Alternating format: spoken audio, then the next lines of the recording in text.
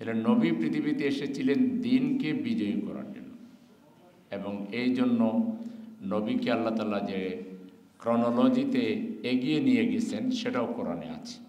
আল্লাহ তাআলা নবীকে প্রথমে জ্ঞানের শিক্ষা দিয়েছিলেন। নবীর উপরে প্রথম যে ওহী ছিল সেটি ছিল ইকরা বিসমি রাব্বিকাল্লাযী খালাক। এরপরে যে ওহীও নাজিল হয়েছে সেখানেও আছে আত্মগঠনের কথা, পড়ালেখার কথা। ইয়া আইয়ুহাল মুযাম্মিলু কুমিল লাইলা ইল্লা কালিলা নিসফাহু আও ইনকুস মিনহু কালিলা আও জিদ আলাইহি ওয়া রাত্তিলিল কুরআনা তারতিল। তাইলে প্রথমে নবীকে এবং তার সহকর্মীদেরকে তৈরি করা হয়েছে কোরআনের ভিত্তিতে, আল্লাহর পক্ষ থেকে প্রেরিত ওহীর ভিত্তিতে। কারণ এটা ওহী ভিত্তিক আন্দোলন, এটা কোরআন ভিত্তিক আন্দোলন, এটা ইসলামী আন্দোলন, এটা আল্লাহর আন্দোলন। আল্লাহর আন্দোলন আর দুনিয়ার আন্দোলন তো এক হবে না। দুনিয়ার আন্দোলন তো হলো হইচই, মারামারি, কাটাকাটি, গ্রুপিং, লবিং, যত হাবিজাবি।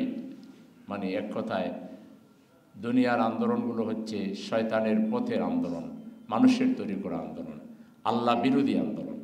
দুনিয়ার যেসব আন্দোলন এগুলো সবাই দুনিয়াই চায়, তারা আখিরাতের ধার ধারে না, তারা আল্লাহকে ডরায় না। ক্ষমতা পাইয়া ইচ্ছে মতো সুদ খায়, ঘুষ খায়, মদ খায়। সুদ, ঘুষ, মদের প্রচার এবং প্রসারে সমস্ত রাষ্ট্রযন্ত্রকে ব্যবহার করে। এরাই আবার ভোটের সময় জনগণকে ধোঁকা দিয়া লা ইলাহা ইল্লাল্লাহ, নৌকার মালিক তুই আল্লাহ, আল্লাহু আকবার, সর্বশক্তিমান, আল্লাহর উপর আস্থা এবং বিশ্বাস, আর মাথায় সুন্দর সুন্দর টুপি পইরা খুব সুন্দরকে মানুষ কার্টুনিস্টরা কার্টুন লেখে।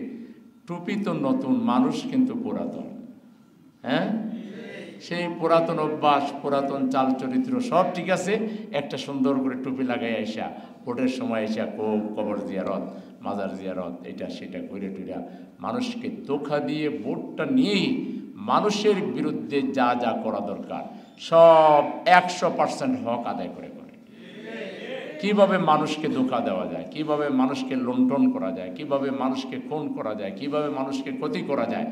বলে যে রাজনীতি হলো জনগণের জন্য, বলে যে রাজনীতি হলো মানুষের জন্য, বলে যে এটা সেটা, কিন্তু এক নম্বরে তার আর তার 14 গোষ্ঠীর লাভের জন্য, এরপর তার দলের লাভের জন্য, তার স্বজনের লাভের জন্য ছাড়া কোনো মানুষের কল্যাণে রাজনীতি করেছে একটা প্রমাণ বাংলাদেশে আমরা দেখতে পেলাম না। ওইগুলো হাবিজাবি মার্কা আন্দোলন, এগুলো শয়তানের আন্দোলন। আল্লাহ বলেছেন আল্লাযিনা আমানু ইউকাতিলুনা ফি সাবিলিল্লাহ, যারা ঈমানদার আল্লাহর পথে সংগ্রাম করে, আল্লাযিনা কাফারু ইউকাতিলুনা ফি সাবিলিত তাগুত, আর যারা কাফের, যারা আল্লাহর আইনে বিশ্বাস করে না, আল্লাহর আইন তারা জানেও না, কোরআনে কি আছে এটাও জানে না, কোরআনে আল্লাহর আইন আছে না কি আছে কিচ্ছুই জানে না, কিন্তু ভোটের সময় তারা মানে ইসলামের নামে কথাবার্তা বলে। এরাই হলো ধর্ম ব্যবসায়ী, এরাই হলো ধর্মকে ব্যবহার করে ভোট নিয়ে ক্ষমতায় যেতে চায়। আমরা ভোট ছাড়াও সর্বাবস্থায় আমরা ইসলামের পক্ষে, ধর্মের পক্ষে, দ্বীনের পক্ষে কথা বলি। ভোটের সময় শুধু বলি না, ভোটের সময় আমরা খুব কমই বলি, ভোটের সময় অন্যরা কি করে বেশি বলে।